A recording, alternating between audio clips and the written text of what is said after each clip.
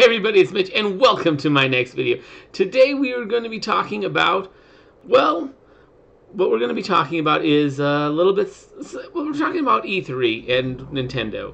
And we're going to be talking about something that a lot of people didn't focus on at E3. Something that very much caught my attention, and that I really think flew under the radar for the most part. So I kind of want to give it some light. And that game that was announced was that Final Fantasy Crystal Chronicles is coming to the Nintendo Switch. I know a lot of you might not be familiar with that game. It never got the traction it really deserved. And it's a game that was originally for the Nintendo GameCube, and it had its issues. Not in terms of gameplay. That was amazing. The single player was okay. It wasn't bad, but it wasn't great. The story was fine. No problem there. Where it really shined was the multiplayer. Its multiplayer interactivity.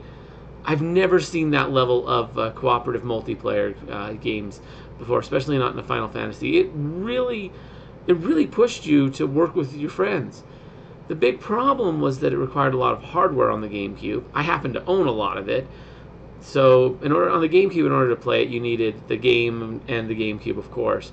But then for controllers, you also needed each player to have a Game Boy Advance and a link cable and one of those cables that connect between the GameCube and the Game Boy Advance. That was a little hard to come by. Not everyone had those, which made doing multiplayer tricky. I happen to have two Game Boy Advance and two cables, and my best friend happened to have a Game Boy Advance and a cable, and he had a little brother, so the three of us would play on 3-player multiplayer. We never got 4-player working, but maybe once or twice. But we mostly only did 3-player, which is plenty. You really don't need to go more. Even 2-player is quite fun. 3's even better. 4 also better. But yeah. So it was tricky to get set up, and that's probably why it went underrated, because it took a lot of hardware that a lot of people didn't have. Now the Switch, I don't see that being an issue so much, because, well, it's the Switch. So how the game worked is everyone would have their own little screen. So it probably will require multiple Switches, maybe. I don't know. I'm really curious to see how this is going to work. Honestly, I think this would have been better on the Wii U if they had actually done the Wii U correctly, but they, of course, didn't. They really botched how they did the Wii U, promising multiple gamepads, which is what it takes from this. So it would have taken hardware, but basically how the game works is everyone gets everyone's menu is on their little Game Boy screen, and then they actually play on the big screen. And whenever they go into the menu, their character goes idle.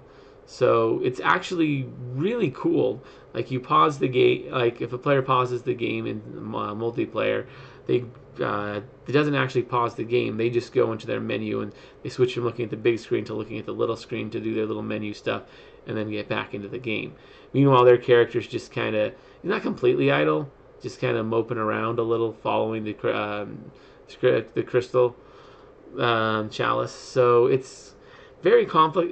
It's hard to understand, but it's a great game. I think it really flew under the radar. It's something that you guys should definitely be watching out for, because it's a great game. It's one of my favorites of all time. If you can get the hardware to get it going, then yeah, definitely check it out. Anyways, please comment below. I want to see what you guys think of this game. If you guys have ever heard of it, if it's something you're looking forward to, yeah. Or if you've played it, what you think, all that good fun stuff.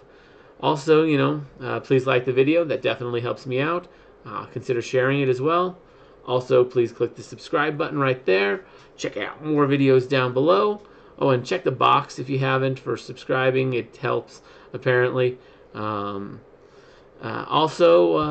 That's really everything. So, as always, I'm Mitch, and I'll be seeing you.